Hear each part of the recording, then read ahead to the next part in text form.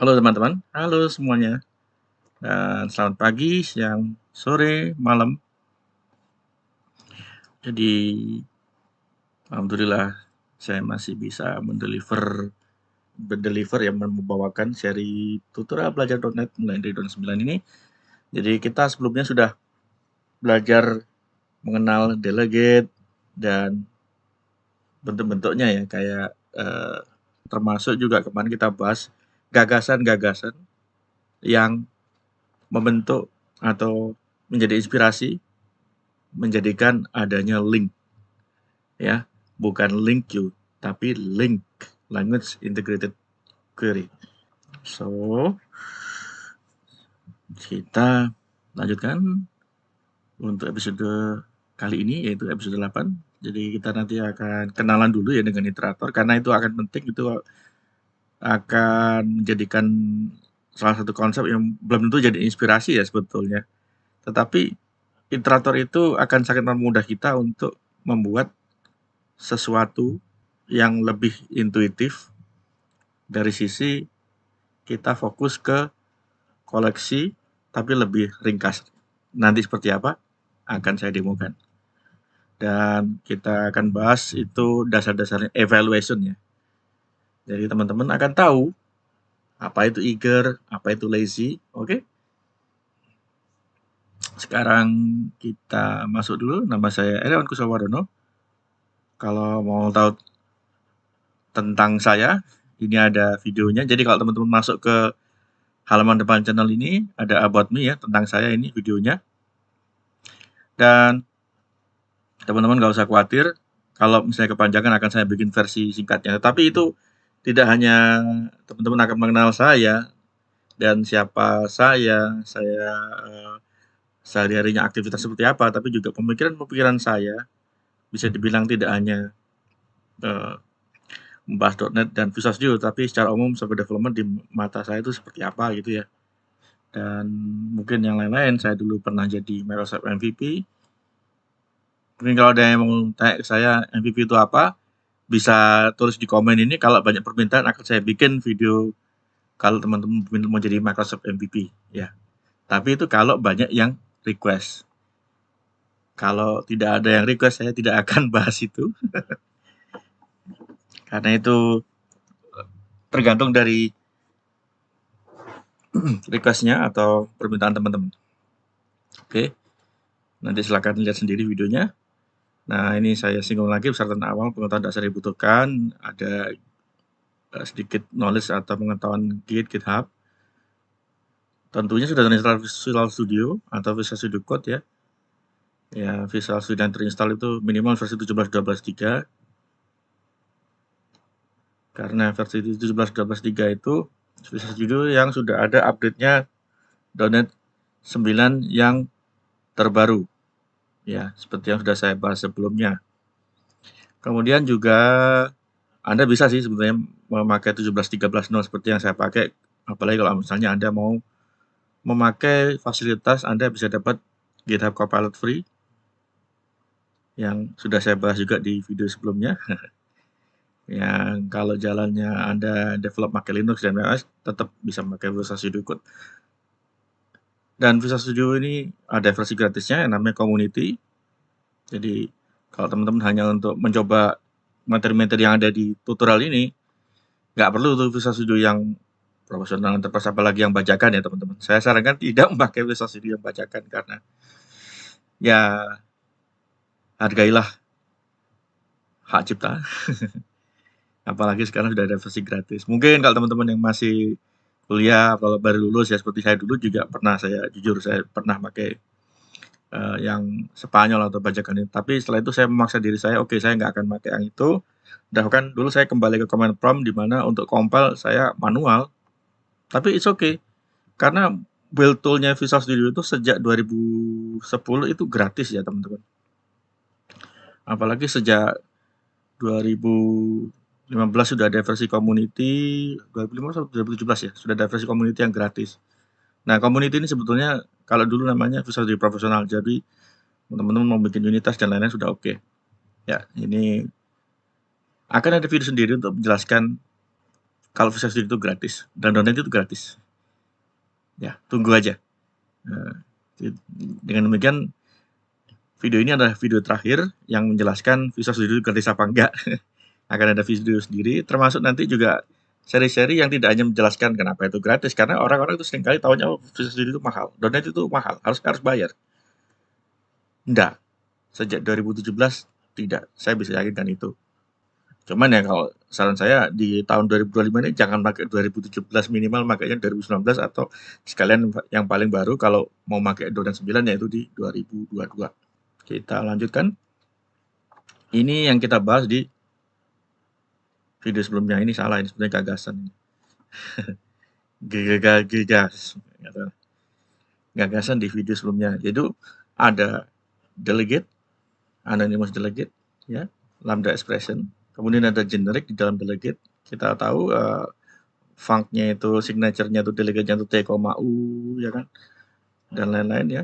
Itu bisa sampai banyak parameternya, nggak cuma TU, tapi juga T1, T2, T3.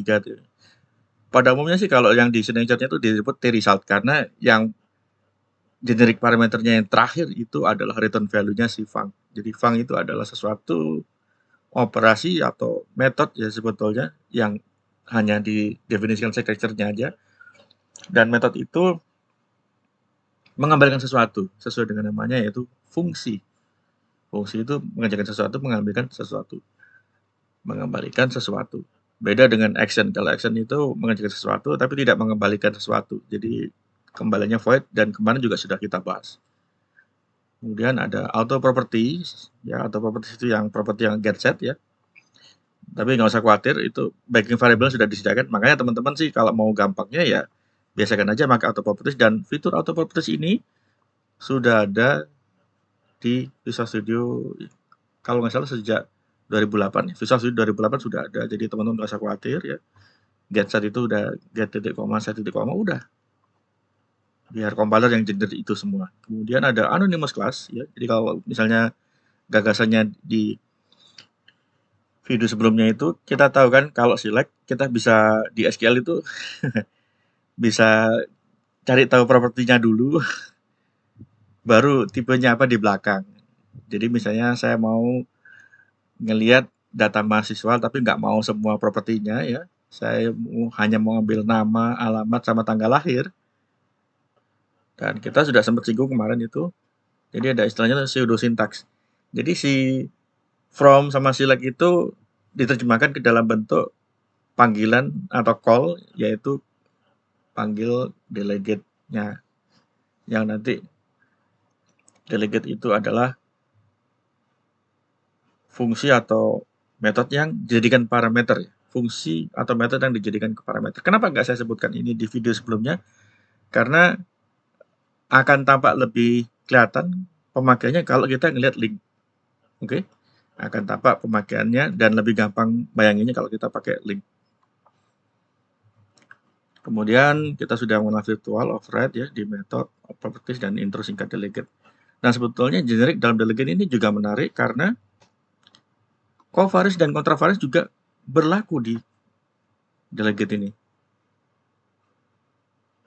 Jadi teman-teman kalau lihat signature-nya func, nggak cuma func tapi juga func in bukan in ya, kalau T itu, oh ya in, betul, dia parameter in T1, in T2. Nah, pada waktu T result dia covariant karena dia pakai out. Nah, gitu. Kenapa in out? Karena out itu berarti dia berupa output ya. Pemikirannya untuk di awalnya makanya lebih layak dijadikan sebagai return value. Itu kenapa di sisi func itu in out-nya begitu. Nah, di sisinya enumerable out, walaupun itu sebetulnya seolah-olah tidak kita tidak bisa lihat itu sebagai return value, tetapi normally atau secara insting kita melihatnya collection itu bisa diisi oleh tipenya dan turunannya. Kita sudah demokan di .NET yang versi lama-lama nggak bisa. Di .NET yang 3.5 dan seterusnya juga masih nggak bisa kalau rantainya masih pakai 2.0 ya, .NET Framework-nya. Di .NET Framework 4.0 baru itu bisa. Oke. Nah, type system itu apa? Ini saya singgung yang kemarin-kemarin udah saya bawakan ya. Ini bukunya, saya punya bukunya, sudah saya buktikan ya. Dan jujur saya juga belum habis pelajarin bukunya. Kalau teman-teman pengen tahu sebetulnya kenapa sih saya belum habis ya? Yang kita lihat kita pakai sisap dan lain-lain itu bisa dibilang itu cuma separuh lebih dikit. Tetapi kalau teman-teman pakai yang namanya F# dan bahasa-bahasa lainnya lebih eksotik ya, kayak misalnya kita pernah tahu ada Haskell, dan mungkin kalau teman-teman pernah pakai C++ yang ada yang namanya itu abstract generic ya. Nanti saya kasih contoh. Nah, itu caranya mengertinya itu ada di buku ini. Memang ini buku ini belum tentu satu-satunya sumber, tetapi saya yang udah merasakan ya buku ini yang bantu saya untuk lebih mengerti teori di belakang itu semua. Sebetulnya bisa aja teman-teman tinggal download aja source code-nya compiler sisap ya, si Roslyn itu ya. Terus belajar dari situ bisa, tetapi itu lebih condong ke pragmatisnya. Memang kalau kita pakai teori yang di sini tuple ini, types and programming language apa adanya ya, belum tentu itu lebih optimize ya. Tetapi kita tahu konsepnya, optimize itu kita bisa lihat contohnya yang di compilernya sisap. Karena compiler sisap itu pinter ya. Kita lagi ngetik, kita ketik dot, dia langsung keluarin itu propertinya gitu. Kalau kita pakai teori kompiler yang lama-lama, itu bisa lama sekali baru keluar titiknya itu. Bahkan mungkin tunggu compile dulu semua, baru kasih tahu errornya di line berapa, baru kita betulin gitu. Nggak bisa langsung keluar seperti itu. Dan kemudian fitur-fitur ini yang dasar gagasan ini ada delegate, generic atau properties, expression method ya. Lambda expression ini akan saya singgung lagi, karena konsep-konsep ini akan tetap saya pakai di video ini dan lebih dalam. Oke, kita demo lebih lanjut dengan konsep awalnya link. Di sini kita buka Visual Studio, masih di repo yang sama, belajar .NET bahasa ya. Saya bikin beberapa kelas untuk menyesuaikan demonya dan untuk mengilustrasikan ya. Satu hal yang penting, ada fitur yang namanya iterator. Iterator ini yang akan tadi saya bilang itu memudahkan kita untuk secara intuitif fokus ke intinya kita mau mengolah elemen tiap-tiap collection itu seperti apa, atau item di masing-masing ya, tiap-tiap collection itu ya. Nah, contohnya kita lihat contoh iterator ini. Saya udah siapkan kelasnya ya. Pelan-pelan kita coba. Saya akan coba, ini juga pertama kali saya coba menerangkan iterator. Sebelumnya saya udah pernah di kantor saya yang lama-lama sebelumnya, dan pada pusing kepala ya, tapi saya bilang implementasi link itu seperti ini kurang lebih gitu. Secara konsepnya sama. Nah, saya di sini punya nama hari seminggu. Nah, ini saya pakai namanya enum. Jadi teman-teman tuh ada tipe data yang jenisnya tuh enum. Enum itu value type sebetulnya. Jadi ini sebetulnya itu bagian dari value type. Nah, enum ini kita bisa kayak seolah-olah kita bikin dalam satu kelas ini ada kayak semacam apa itu istilahnya ya. Contoh gampang enum sebetulnya itu seperti boolean. Boolean itu ada true false, tapi ini bukan seperti itu. Ini kita bisa memberikan nama sesuai dengan apa yang kita butuhkan. Jadi kalau ada nama hari dalam seminggu itu adalah Senin, Selasa, Rabu sampai Minggu ya. Selasa, Rabu, Kamis, Jumat, Sabtu, Minggu.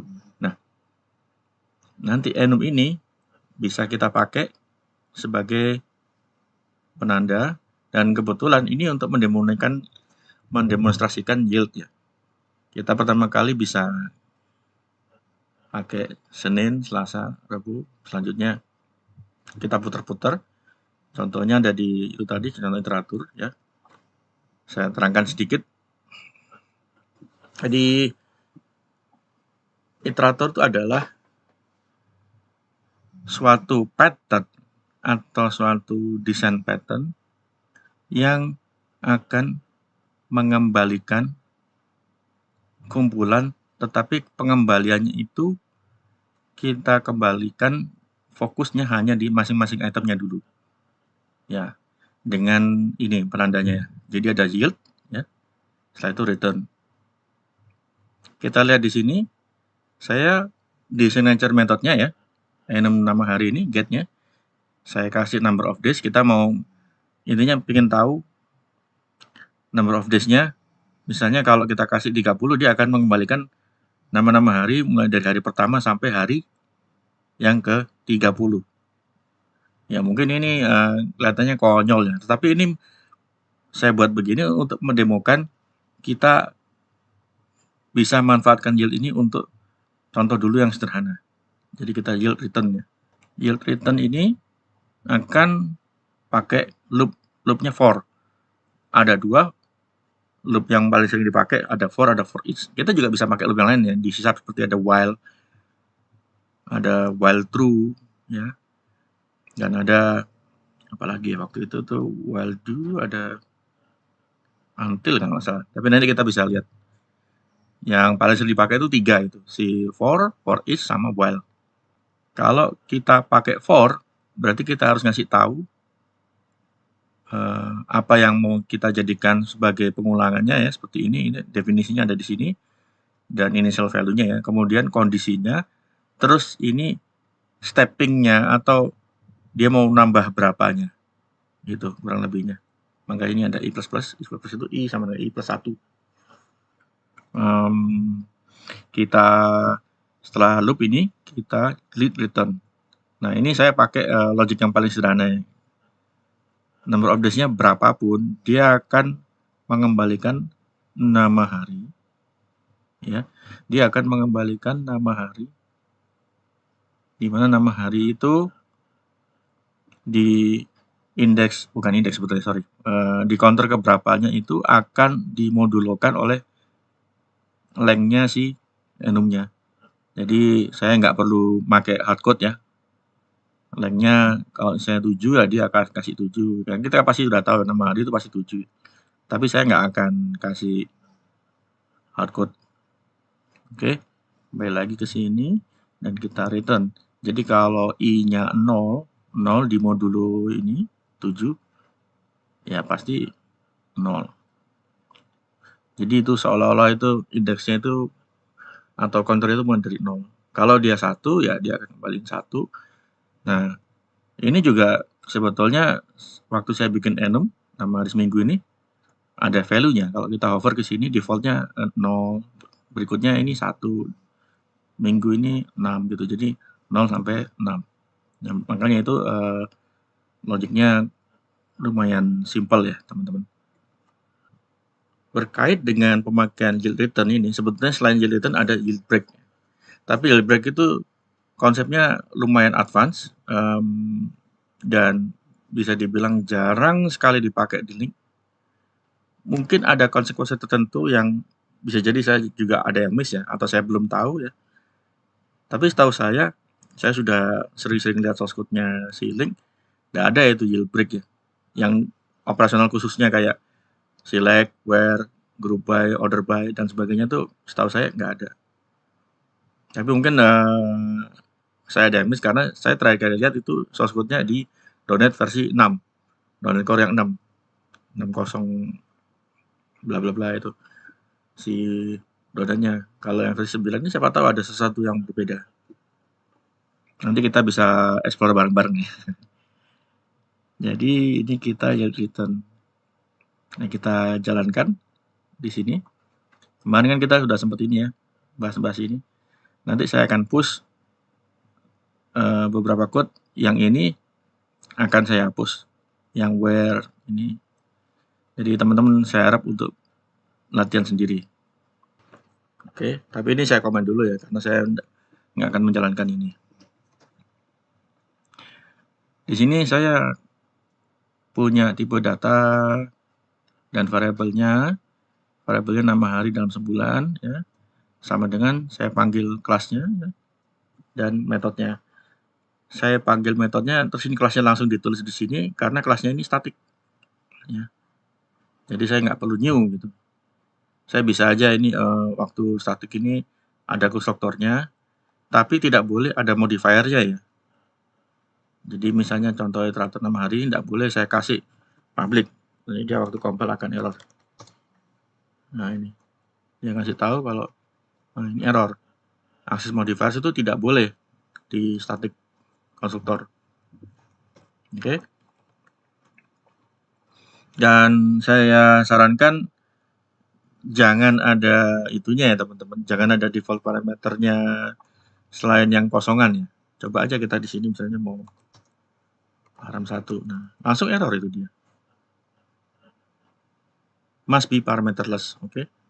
Jadi sambil berjalan kita tahu ini ada static konstruktor. Kemudian kita coba. Saya akan buktikan pada waktu kita debug di titik ini ya, teman-teman. Setelah kita lewati ini terus masuk ke ini encounter sama dengan 0 ini. Ini namanya type inference ya.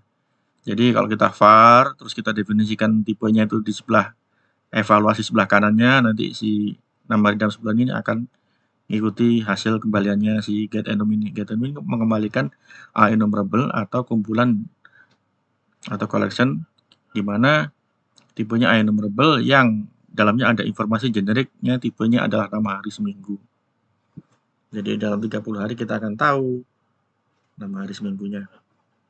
Kita coba jalankan ya, teman-teman.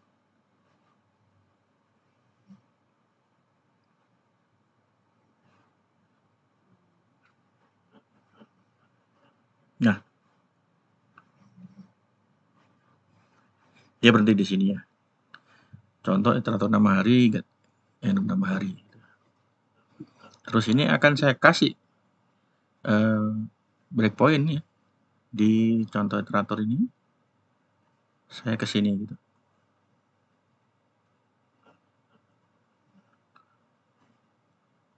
Kalau kita step over, apakah dia berhenti ke situ? Nah, menariknya tidak. Kita lihat. Tuh, tidak kan? Kapan dia berhenti di situ, di breakpointnya? Kalau kita sudah mencoba mengevaluasi collection ini. Ya, kalau kita mencoba mengevaluasi collection ini. Kita buktikan ya. Kita step over dulu ya. Ini collection-nya. Terus ini untuk evaluate masing-masing elemennya, baru kita masuk ke sini. Nah, ini namanya lazy evaluation. Ini namanya lazy evaluation. Ya, teman-teman. Jadi kalau adanya pemakaian ini, compiler akan secara otomatis bentuk yang namanya state machine.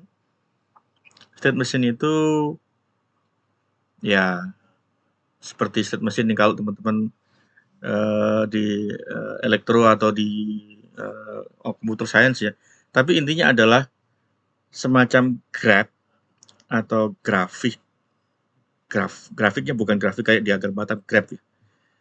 Grafik yang menyatakan Anda seakan-akan bayangkan punya semacam ada suatu state atau suatu kondisi. Sebetulnya kalau dibilang kondisi dengan state itu hal yang berbeda ya. Kondisi ya kondisi kayak condition, tapi ini state ya. State itu suatu keadaan ya. Keadaan atau kadang-kadang dilanjutkan dengan kondisi, mungkin lebih tepatnya keadaan. Keadaan yang ada kayak semacam pergerakannya. Jadi ada keadaan 1, keadaan 2, keadaan 3, keadaan 4 gitu ya. Jadi ada keadaan. Nah, keadaan itu ya. Keadaan itu yang akan membentuk suatu variabel yang temporary. Kalau kita mulai evaluasi collection-nya, baru dia akan masuk untuk memproses masing-masing itemnya. Baru dia akan itu. Ya. Mungkin ini pusing, tapi tetap sama saya dulu ya teman-teman. Oke, ini kita bisa step over ya, baru dia ini, dan dia akan yield return ya. Yield return ini nggak akan langsung keluar dari metodenya ini ya teman-teman. Kita lihat aja. Nah, keluar, tapi yang keluar tuh elemen yang itu, elemen yang pertama kali dia ini, dan itu ya ini counter yang ke 0 ya. File 6 hari itu Senin. Counternya value-nya naik, dia iterate lagi ya.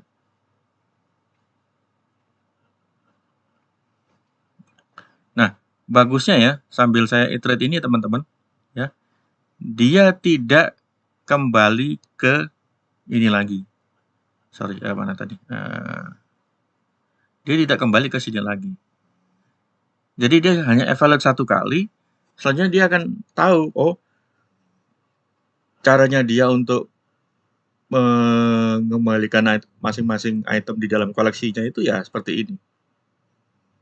Jadi dia akan ada alokasi di awal-awal, setelah itu selanjutnya dia akan ini dipakai terus. Oke? Ini dia akan dipakai terus. Ya. Kita lanjut. Jadi dia nggak akan ke depan lagi karena ini sudah di execute gitu ya.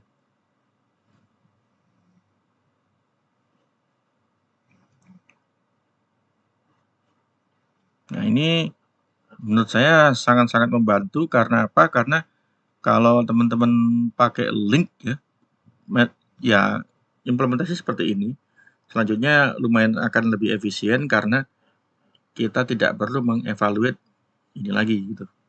Yang mana tadi? Ya, contoh iterator ini kita tidak perlu ke sini lagi gitu ya. Selama teman-teman nggak manggil ini lagi.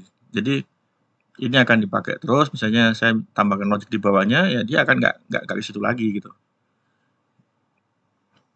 Nah, ini so far so good. Terus kita continue aja ya supaya bikin tahu hasilnya. Nah, ini kita lihat di sini. Nah, hari ke-0 ini lumayan urut ya. Jadi sebenarnya ini hari pertama, tapi ini hari ke-0. Bisa sih kita tambahkan plus 1. Tapi intinya ini sudah benar dari sisi logiknya. 1 sampai 7 ya ini. Kemudian dia ngulang lagi hari ke-7 pasti Senin. Jadi guild ini sangat-sangat membantu. Jadi teman-teman udah lihat sendiri, dan itu evaluasinya itu lazy. Ya, evaluation itu lazy. Bahkan ada yang namanya lazy T. Ada seperti itu. Nah, nanti cara makainya kita bahas di video-video berikutnya. Kita fokus ke link dulu. Sebetulnya poin utamanya ada di sini ya. Karena ini akan jadi ide awalnya link. Ya. Ini akan jadi ide awalnya link. Oke. Nah, pertanyaannya, bagaimana saya mau bisa mendemokan? Bisa, dan bahkan saya bisa membuat where select sendiri kalau mau. Oke. Misalnya ini kita gini ya, kita uncomment ini ya. Ini. Terus yang dua ini kita sudah selesai bahas ya. Kita komen. Yang iterator sederhana ini. Jadi saya bisa bikin where sendiri, ya. Saya bisa bikin select sendiri. Tapi tentunya Anda harus tahu prinsipnya dulu. Kalau select itu apa, where itu apa. Where itu filter ya teman-teman.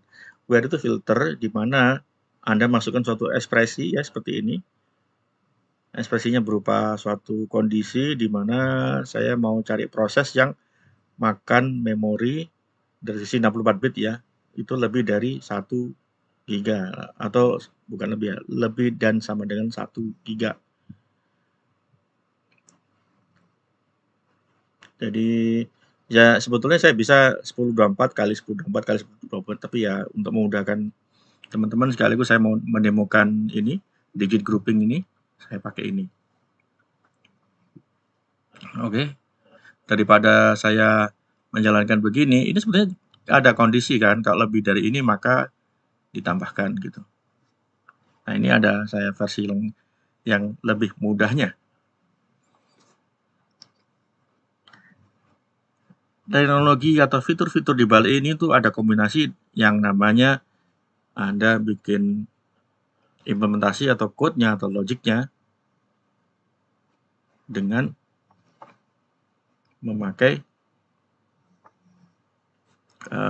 itu apa namanya istilahnya itu delegate, dan delegate itu dijadikan parameter implementasi metode Anda gitu. Nanti juga akan sulit saya karena nanti akan tabrakan dengan implementasi link saya. Jadi ini tidak saya tidak saya implementasikan ya. Terus kita kembalikan lagi. Berarti saya harus implementasi tulis sendiri? Ya. Oke, saya sudah punya ini kelas enumerable KW ini. Ini ada KW1, KW2. Ini kayaknya KW nggak tahu KW berapanya ini. Karena implementasinya akan sedikit sekali ya. Konvensi atau aturannya adalah kelasnya itu harus static. Ya, lebih gampangnya pakai public ya. Dan semua metodenya harus static. Yang kalau extension metodenya itu harus static. Nah, saya akan bikin implementasinya tulis dulu ya teman-teman. Tulis berarti dia kembaliannya list. Public, jangan lupa static. Static itu setelah publiknya ya, bukan sebelum public. Oke. Jadi ini tulis itu berarti saya akan mengembalikan list ya. Listnya itu anggap aja saya the result ya. The result. Oke. List the result. Namanya tulis. Tentunya ini harus dikasih begini. Tulis the result. Dimana dia butuh enumerable. Enumerable the result.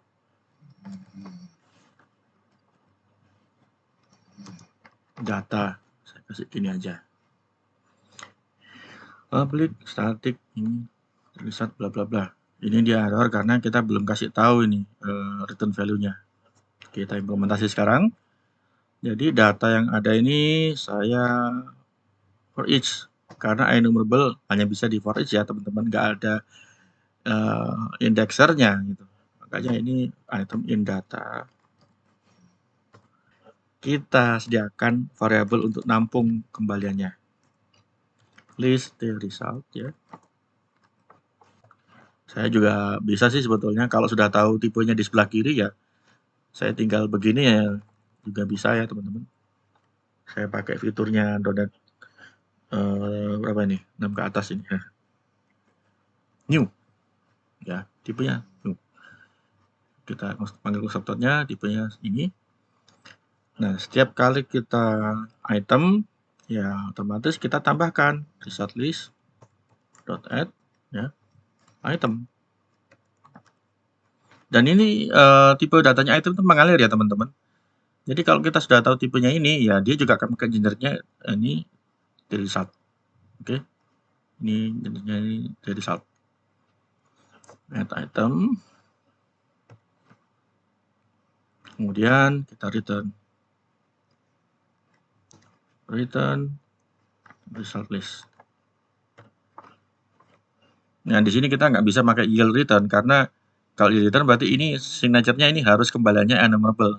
Padahal ini harus berupa bentuk yang sudah pastinya yaitu list. Oke. Kita sudah ini.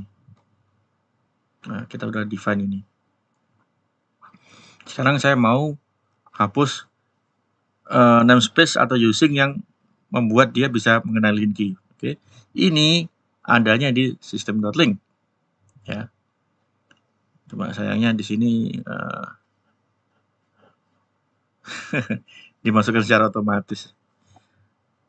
Jadi itu ada using otomatis. Tapi ini akan saya override. Semoga bisa ya teman-teman dengan enumerable KW punya saya sendiri. Kita lihat dulu ada settingannya nggak di sini. Default using ini harusnya bisa di ini ya. Nah, ini global using ini. Oke, ini berarti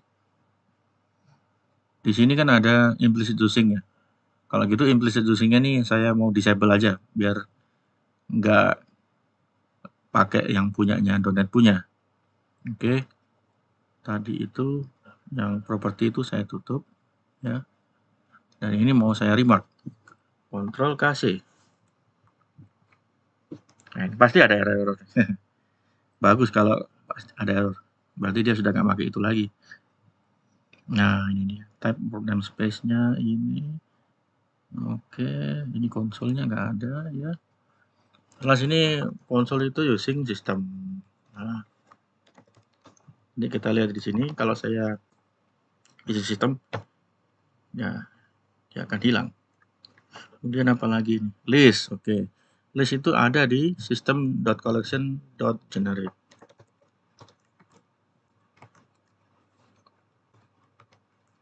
Generate. Nah, hilang. Kemudian dia nggak bisa nemu ini. Tapi ini sebentar, saya mau betulin yang ini dulu. Berarti ini saya harus masukkan ini sistem collection generate. Using. Tadi mestinya copas aja ya. Oke. Nah, setelah itu ini. Berarti saya harus implement sendiri. Nah, saya harus implement sendiri. Berarti di sini ada using. Usingnya sudah cukup sih harusnya. Oke. Dia mau nyari where nggak ada. Kita sekarang coba implementasi select dan where. Kita implementasi selectnya dulu. Oke. Atau implementasi where-nya dulu. Bisa. Karena where itu sudah kelihatan di sini tipenya pasti boolean ya ekspresinya. Kita ini jadi enumerable KW ini kita tulis ini seharusnya ini seharusnya ini dia error, tapi ini enggak error. Kok bisa ini?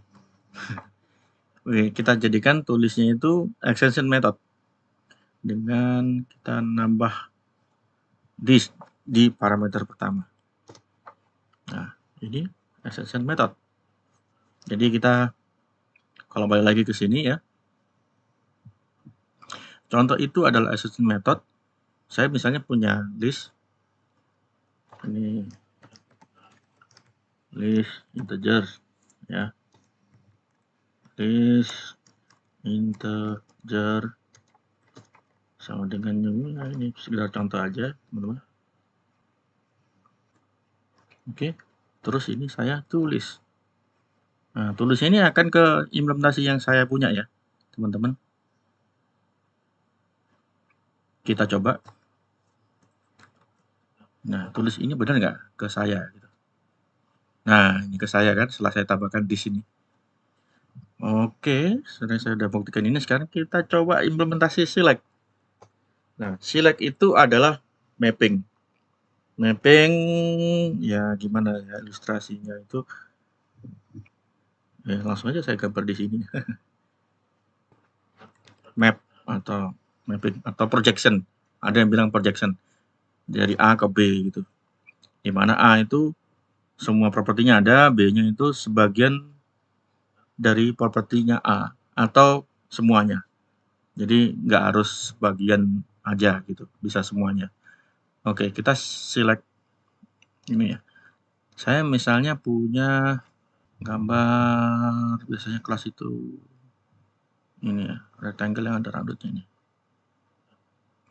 Ya, ini ada kelas mahasiswa. Mahasiswa itu ini ada mahasiswa. Propertinya ini kurang lebihnya. Ini sebagai contoh pasti lebih dari inilah propertinya. Nggak mungkin cuma sedikit ini. Kemudian ini saya mau format dulu ya teman-teman. Ini harusnya ini rata kiri aja gitu. Oke. Jadi ada mahasiswa. Dan ini saya mau copas, saya mau informasi, misalnya ini mahasiswa aksen, di mana saya nggak perlu alamat, kota, dan gender. Atau saya hanya perlu nama, depan, belakang, dan kota. Nah, ini ada kayak semacam mapping, ya. Apa ini? Insert, oke. Shape-nya. That's not the shape of my heart. Ini shape. Oke, shape. Dari kiri ke kanan. Nah, ini. Cuma ini kok lainnya kok kurus banget. Saya mau besarin dulu. Saya bikin besar ya, biar kelihatan. Nah, ini dia. Oke. Jadi mahasiswa di mapping ke mahasiswa aksen, di mana dia hanya tinggal nama depan, nama belakang, dan kotanya. Ini nggak harus dalam bentuk begini. Ini bisa juga, misalnya kita mau mengembalikan mahasiswa yang nama depan, nama belakangnya itu kita format ya. Nama depan plus spasi plus nama belakang. Jadi langsung nanti datanya tuh enak ngelihatnya gitu bisa. Atau projection ini saya kasih apa namanya, italic. Mungkin teman pernah tahu map reduce. Nah, map reduce itu teori dibaliknya ya seperti ini kurang lebih. Ini mapnya ya. Untuk reduce itu difilter, nggak semuanya di apa namanya, dikembalikan data-datanya gitu. Makanya harus dikurangi, reduce. Reduce itu kasih kondisi, terus mungkin dibikin yang lain-lain. Apakah kita perlu agregat atau tidak? Contoh yang agregat kalau di SQL database itu kayak average, count, min, max, itu agregat ya teman-teman. Kalau di matematika itu namanya agregat itu apa ya? Nanti saya carilah. Kalau di functional programming itu fold. Jadi dari datanya banyak, langsung kita tahu count-nya atau average-nya. Jadi langsung berupa satu value. Kalau kita balik unfold, nah unfold itu konsepnya tidak akan saya bahas di sini ya teman-teman, karena itu functional programming. Tapi kalau banyak yang request, wah boleh. Yang request itu benar-benar banyak ya. Saya nggak mau kalau yang request yang 1, 2 terus saya bikin tutorial tentang itu, enggak. Kalau yang request misalnya lebih dari 20, karena itu membutuhkan saya untuk waktu untuk nyiapin itu, dan saya juga minta teman-teman tetap jangan lupa tidak hanya like, subscribe kalau enjoy, tapi juga share video-video saya. Dan kita coba memastikan apakah view saya di masing-masing video ini bisa lebih dari 1000 atau minimal 1000 ya. Jadi lebih sama dengan apa?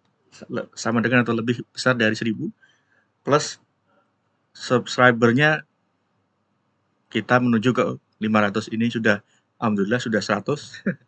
Terakhir kali saya ngecek ya sudah 101. Alhamdulillah. Kita kejar 500. Jadi ada map. Ini map. Nah, bagaimana implementasinya?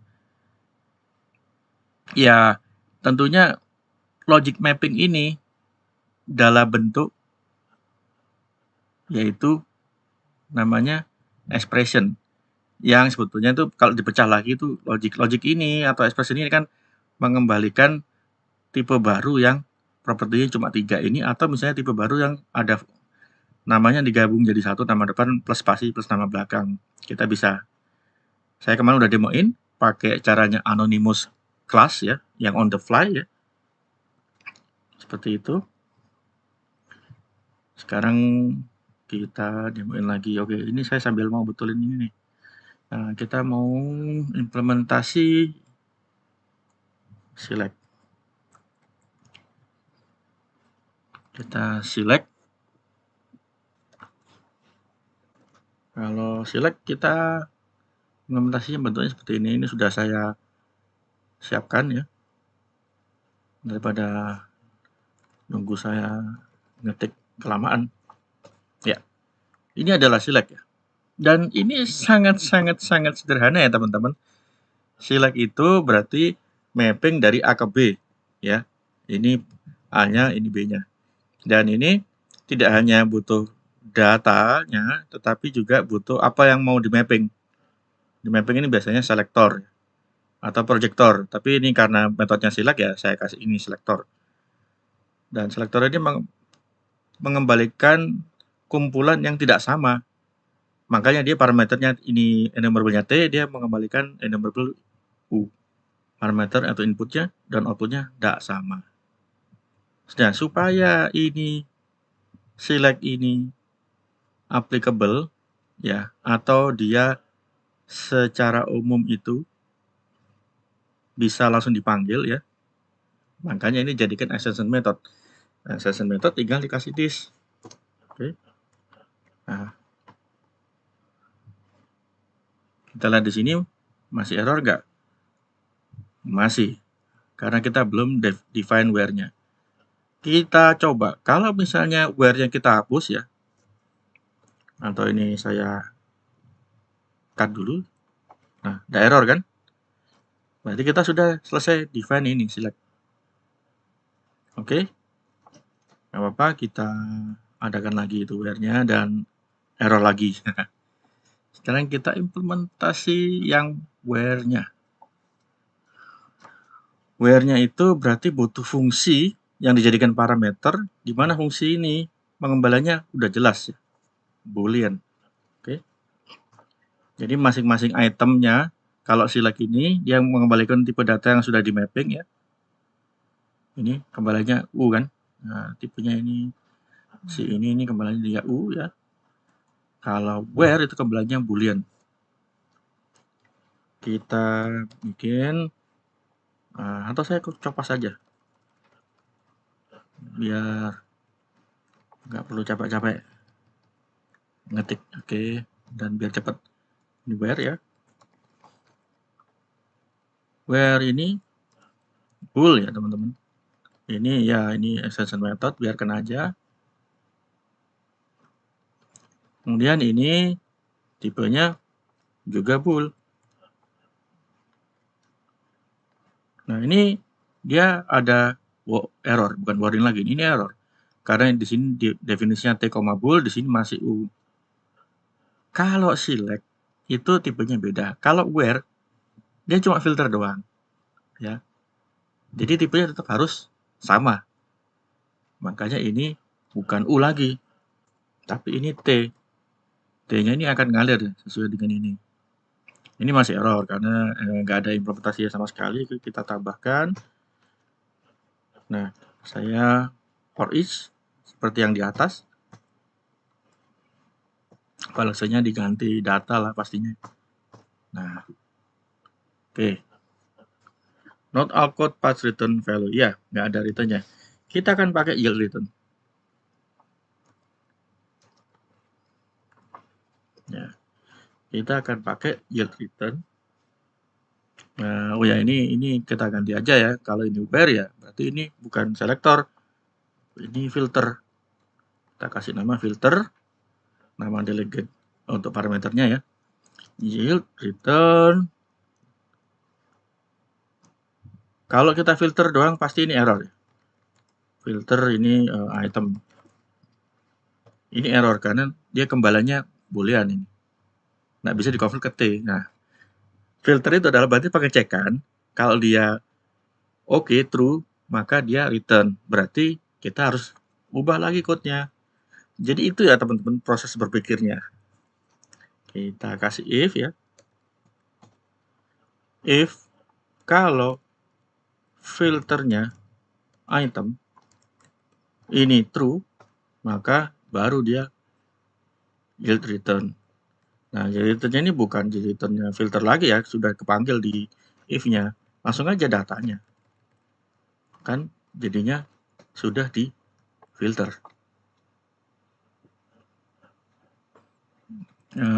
Ini karena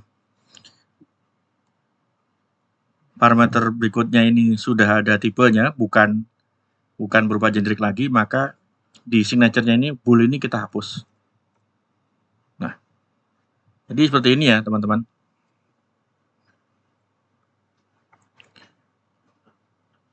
Nah, errornya hilang karena si where ini sudah kita implementasikan.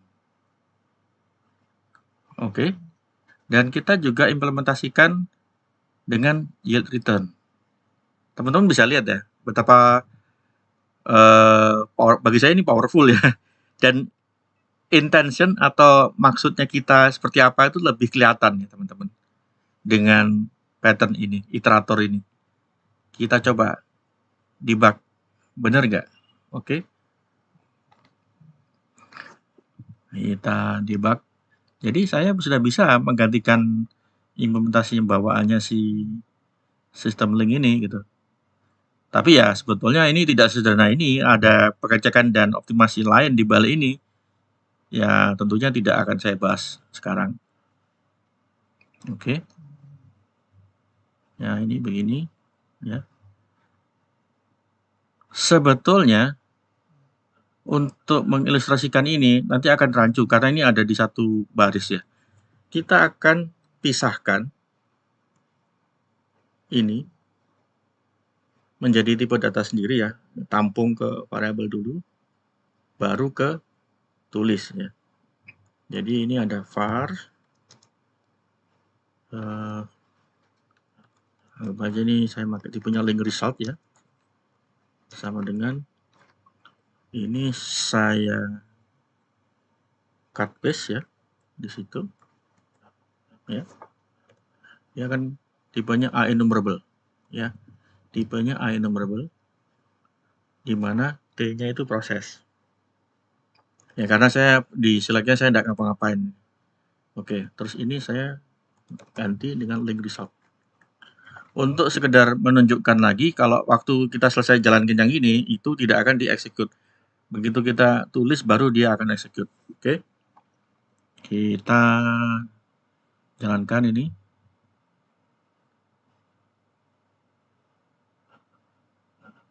Nah, kita step over. Oh, sebentar. Yang tadi belum dikasih breakpoint. Udah ya? Oh, udah, oke. Udah, kita step over. Nah, kayak dijalankan ya teman-teman. Kalau kita step over yang ini, tulis ini, baru kita akan masuk ke titik yang tadi itu. Nah, ini dia. Masuk ke where ya. Kan where dulu ya.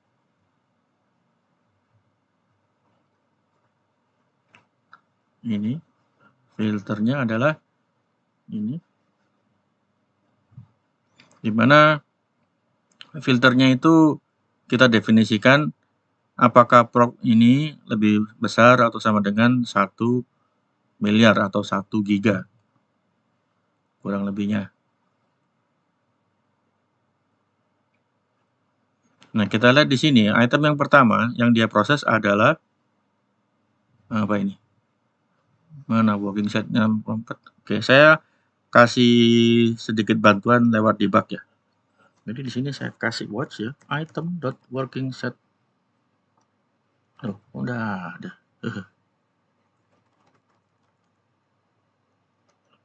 Item. Nah, ini. Item ini tadi nggak ada, sekarang ada. Apakah ini antara ada dan, dan tiada? Dot working set 64 ya.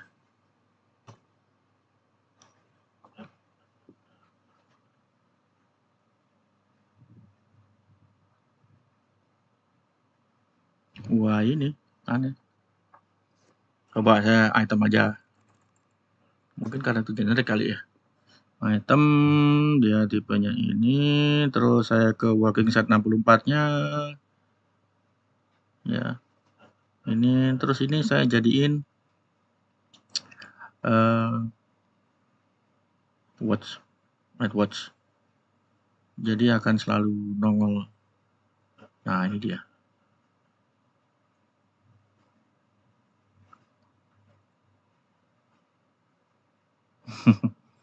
Ini enggak bisa, ya sudahlah. Item. Oke. Tapi kita di sini lihat dia di 81 92. Oke, ini saya matiin dan kita cek kapan dia masuk ke sini. Oke. Oke. Saya continue. Nah, ini ada item. Item ini dia namanya DevNV, Visual Studio. Pasti Visual Studio makan memori lebih dari 1 giga ya teman-teman. Working set 64-nya ini dia. 1,5 giga. 136 791 ya ini. Ya, 1,5 giga kurang lebih. Oke, kita intip di sini working set 64. Nah, ini dia. Working set. Mana itu? Dia public. Ini 1,5. Benar, jadi logiknya benar. Oke, kita masuk ke where. Setelah itu kita masuk ke select.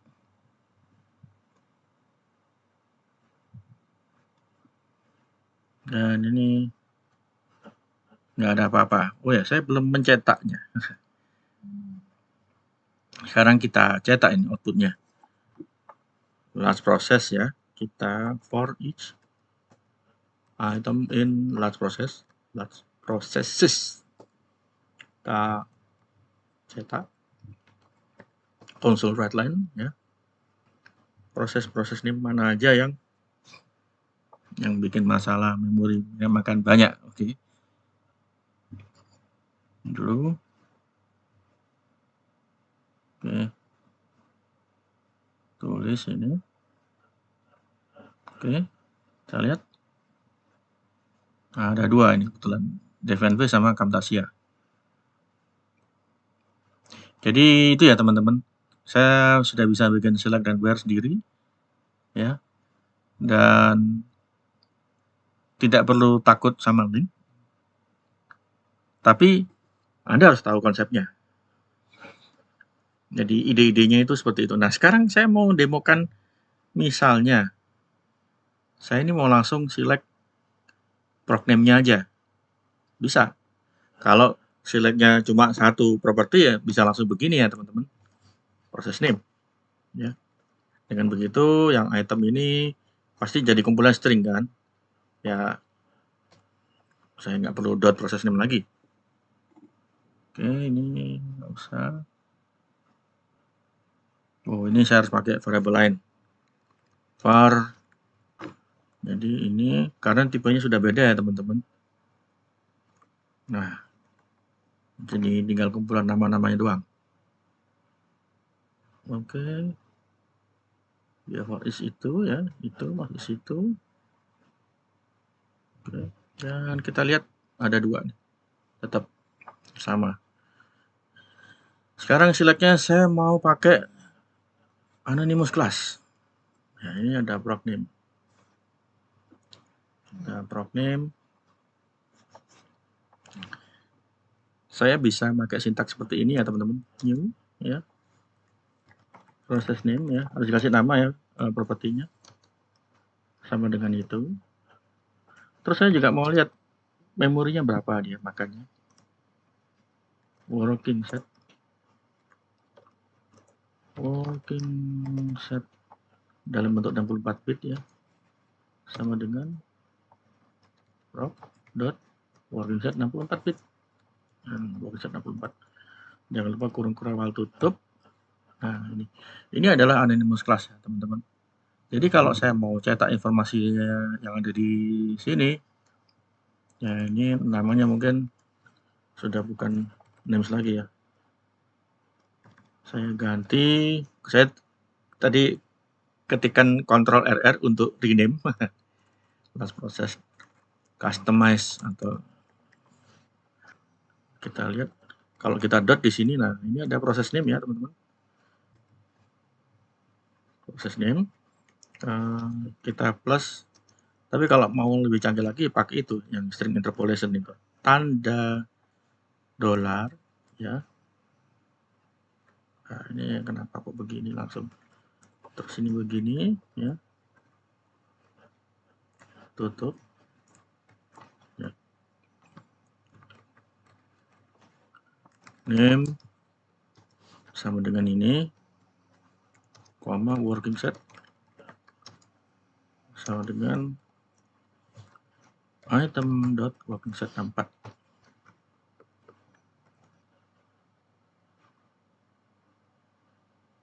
Oke.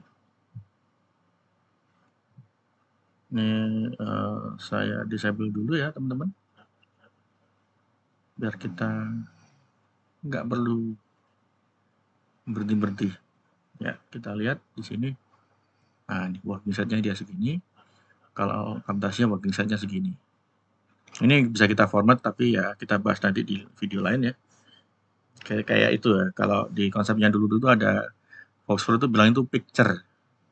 Kita kasih kayak semacam misalnya digit grouping dari sisi tampilan, bukan dari sisi coding. Kalau dari sisi coding, digit groupingnya pakai itu yang underscore itu.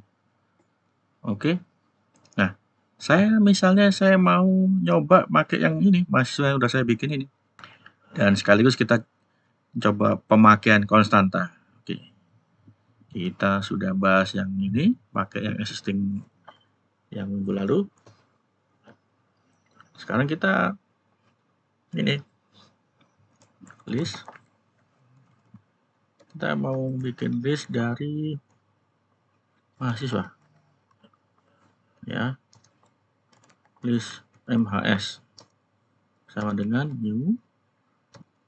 Wah, ribet. Saya tambahkan manual aja. Oke, list MHS ini berarti MHS.add ya. Add ya, kita new mahasiswa. Kita pakai type initializer ya.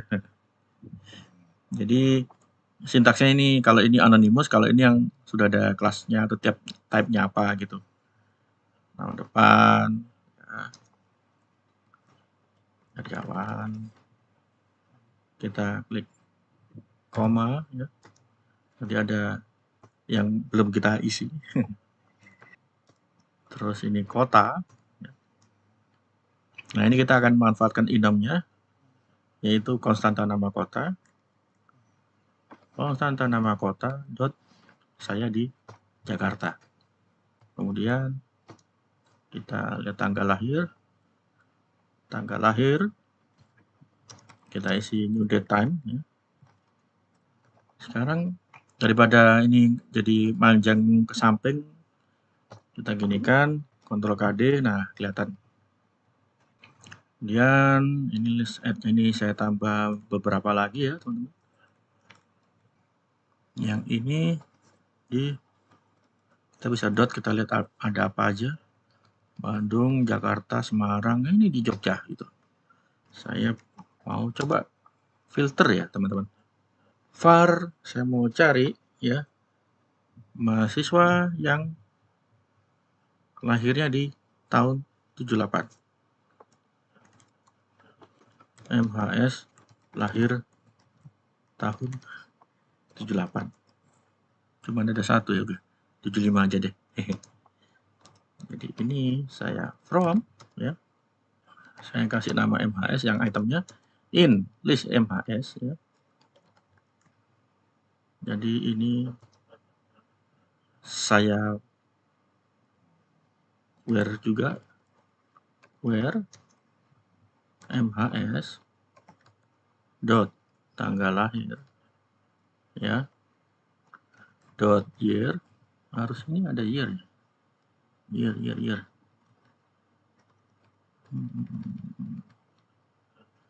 Oh, ini karena nullable ya. Dot value, oke. Ya, jadi harus ke value-nya dulu baru bisa ke year-nya. Year sama dengan ya 1975. Oke. Setelah itu kita select. Kita bisa selectnya, saya cuma mau tahu nama depan, nama belakang, dan tanggal lahir. Langsung new. Kita kasih nama ya.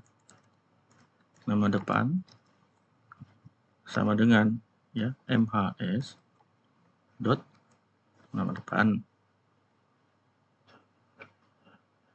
Mungkin ini sudah saatnya harus di baris baru. Oke, biar nggak terlalu bingung scrollnya. Ada nama belakang sama dengan mhs dot nama belakang. Oh, ini maybe null. Oke, kalau gitu mungkin nggak usah value. Ini kita akhiri titik koma.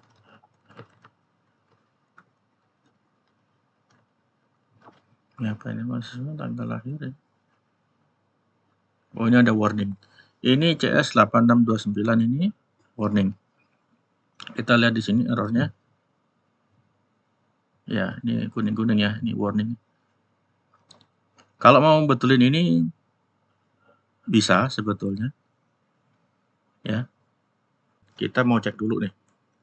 Tanggal lahir yaitu tidak sama dengan jadi where-nya itu kita tambahkan kondisi ya. Dan ya, kalau dia tidak sama dengan null ya, mhs dot tanggal lahir dot value dot year itu sama dengan ini.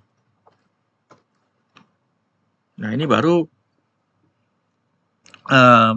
warning null itu hilang ya, karena kita udah bantu pengecekan di sini.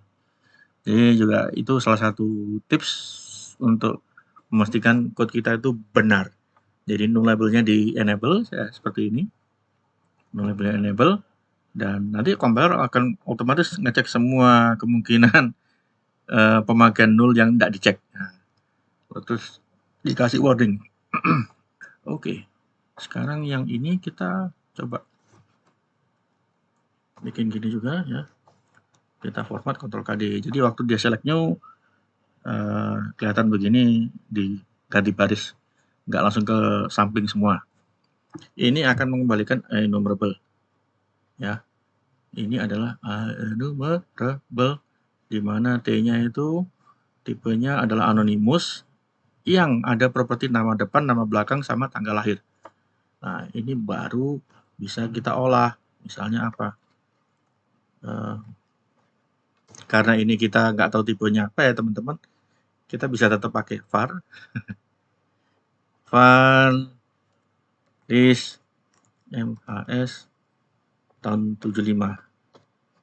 Ini bukan 78 ya, ini 75.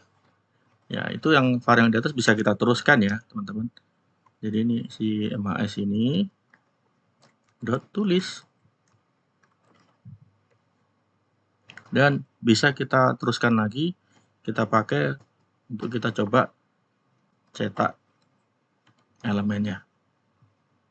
Ini list MS75 ya, cw ya. Kita pakai string interpolation lagi, namanya ya, ini ya, item dot nama depan ditambah spasi yang tadi saya bilang, item dot nama belakang, tgl lahir. Ini nullable value ini bisa null ya teman-teman. Ya, kita bisa pengecekan juga, tapi rada ribet. Contohnya begini. Value. Saya pakai yang value itu string aja. Langsung dikonversikan ke toString. Kalau dia seandainya dia null, dia akan tampilkan null di evaluation-nya si TG lahir ini gitu. Potential fix-nya nggak ada. Oh, ini top level statement sih enggak ya teman-teman. Saya mau fixing yang ini gitu. So potential fix ya, nggak nyambung. Oke. Jadi tanggal lahirnya dia akan tampak. Kita jalankan. Jadi ada nama depan, nama belakang, terus tanggal lahirnya apa gitu.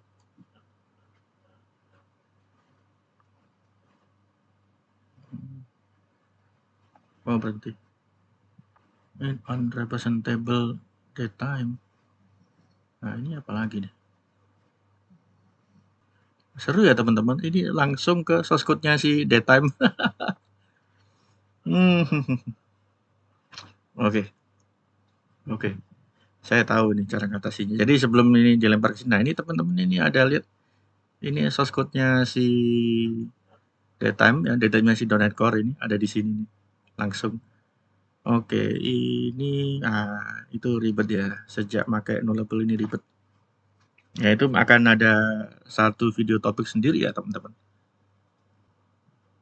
Kalau ini tidak null, maka begini. Oke.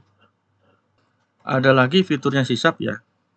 Untuk maksa ini loh, ini nggak mungkin nol. Ya, ini nggak mungkin nol. Oke. Dengan cara begini. Kita kasih forgiving. Null forgiving. Nah, satu udah teratasi. Ini tipenya tapi tetap ini ya. Nah, ini juga kita kasih null forgiving juga ya, teman-teman.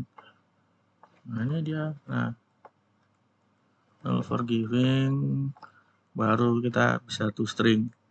Oke. Nah, ini baru benar nih. Nah, masih salah juga. Oh my. Oh my. 100% tebal.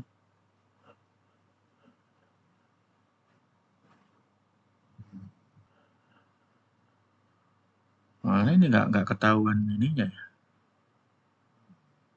Bad year, month, day. Does not return. Oh, wah ini kesalahan fatal saya nih.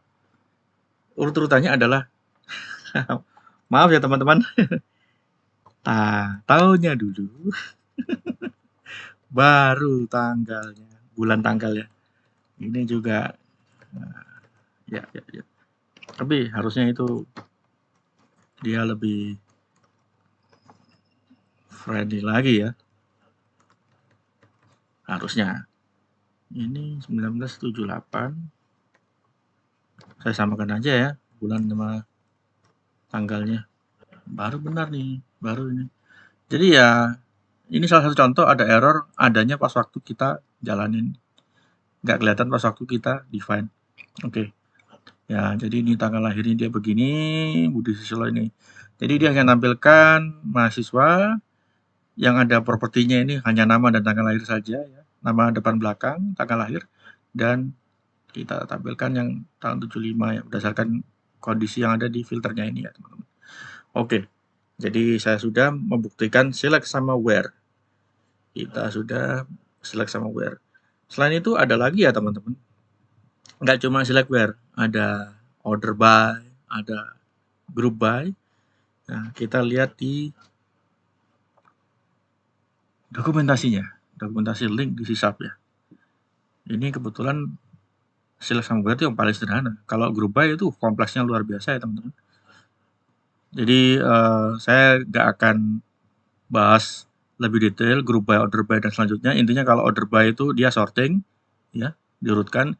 Group by itu dia dikelompokkan. Jadi persis sama seperti group by-nya SQL.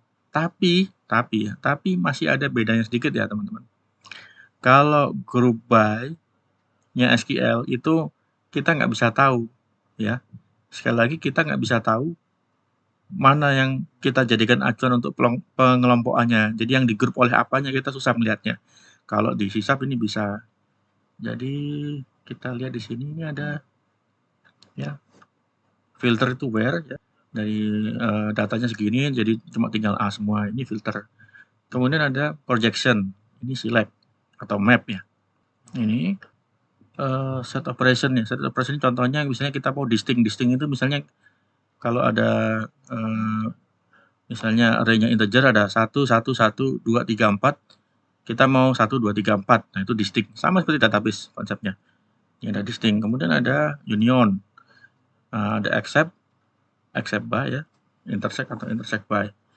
Kalau intersect by itu dia butuh parameter yang ngasih tahu ini mau di-intersect based on apa gitu. Kalau distinct dia akan select semuanya, terus nanti dia akan pilih-pilih berdasarkan tipe datanya itu. Kalau dia ada implementasinya e-comparer atau apa ya kalau nggak salah ya. dia akan pakai implementasi yang di situ. Kalau enggak, dia akan coba cek masing-masing propertinya untuk dipisah-pisah secara unik gitu. Tentunya akan lebih lama kalau kita nggak kasih tahu si distinct-nya ini mau dipilih itu berdasarkan apa gitu. Kalau dia tipenya sederhana kayak string ini, ya string kan udah pasti satu tipe ya. Ya langsung dia akan distinct.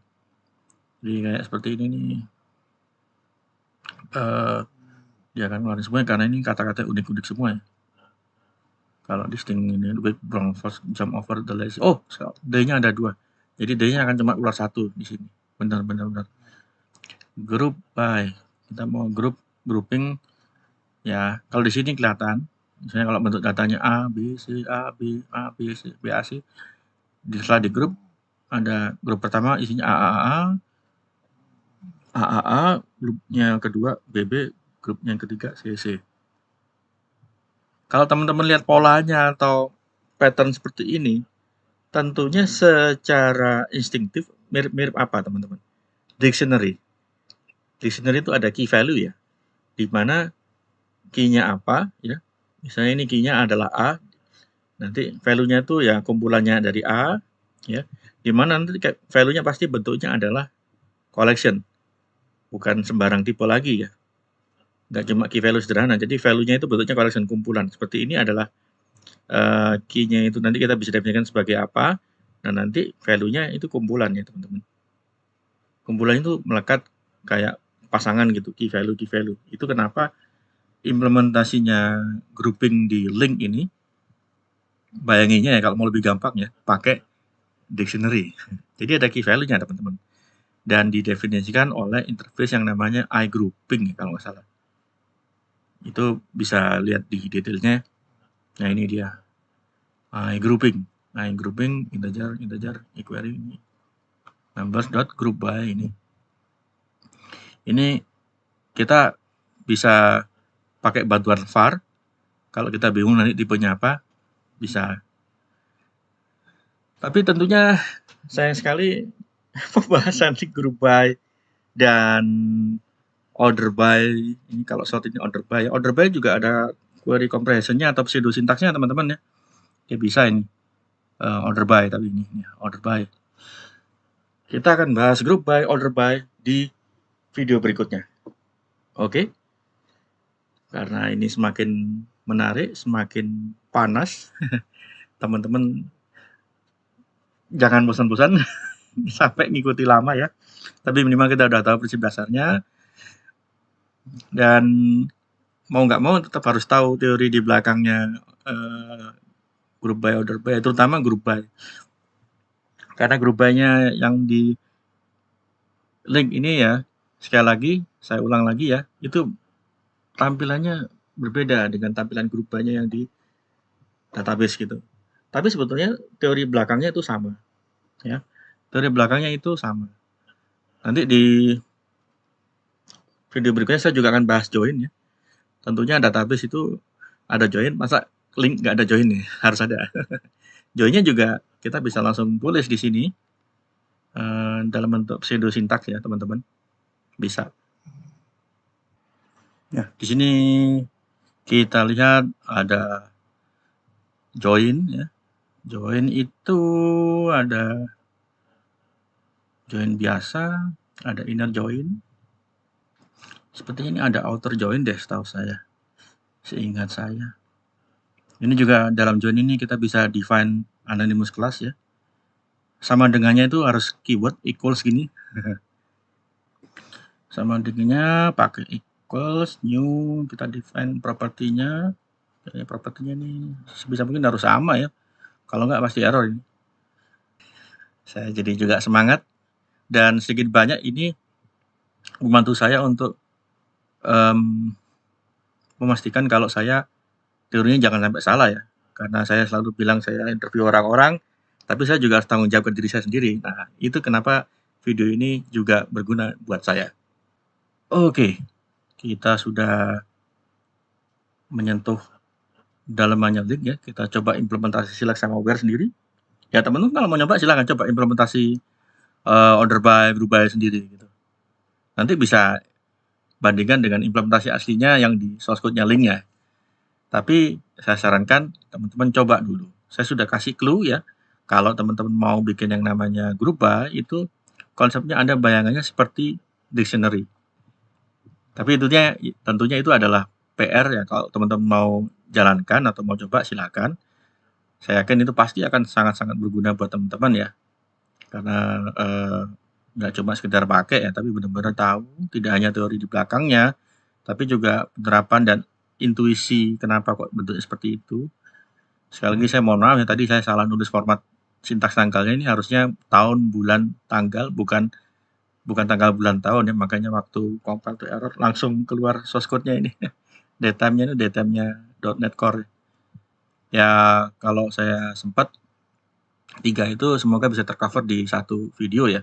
Kalau enggak ya akan saya bahas joinnya di video berikutnya lagi. Jadi kalau Anda menikmati video ini, jangan lupa like, subscribe ya, dan silakan di-share ya playlistnya atau channel saya ya, ke teman-teman, karena itu akan sangat-sangat membantu saya dan menyemangati saya untuk bikin video ini secara lebih tidak hanya kontinu, tapi mungkin ada seri-seri lain lagi yang tentunya akan jadi kejutan buat teman-teman. Dan kalau ada yang request, misalnya tadi itu mau bahas beberapa unsur dalamannya ini lebih lanjut lagi ya, atau mau ada request bahas functional programming, saya akan bahas tentang FSAP. Ya tentunya requestnya jangan sedikit. Kalau yang minta cuma 1 orang 2 orang, mohon maaf tidak saya akomodir. Dan saya harapkan teman-teman requestnya melalui komen di video-video saya. Oke, sampai ketemu di video berikutnya. Ya, rencananya kita bahas group by, order by, dan join. Kalau nggak sempat si join ya, link join akan dibahas di Selasa depannya. Tetap semangat, jangan lupa coding itu bahagia, dan sampai jumpa. Like dan subscribe ya.